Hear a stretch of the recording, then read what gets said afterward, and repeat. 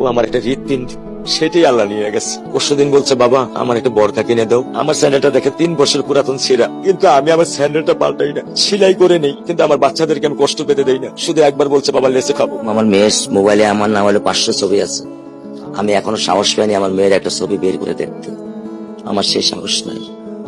আমি সেই সব হারাই ফেলছি, কারণ ও আমার ছিল হৃৎপিণ্ড। ওর জীবনে এমন কোনো চাওয়া নাই যেটা আমি পূরণ করি নাই। পরশুদিন বলছে, বাবা আমার একটা বরকা কিনে দাও।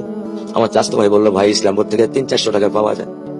আমি সাথে সাথে নিউনি মার্কেট থেকে আমি 1000 টাকা দিয়ে আমার মেয়েকে বরকা এনে দিচ্ছি। আমি দরিদ্র, ভাঙা বাসায় থাকি, কিন্তু আমার সন্তানদেরকে আমি কখনোই দারিদ্রতা স্বাদ পেতে দেইনি। দারিদ্রতা স্বাদ পেতে দেইনি। আমার বড় মেয়েকে এখন আমি সেলোরার থেকে জামা কিনে দিই।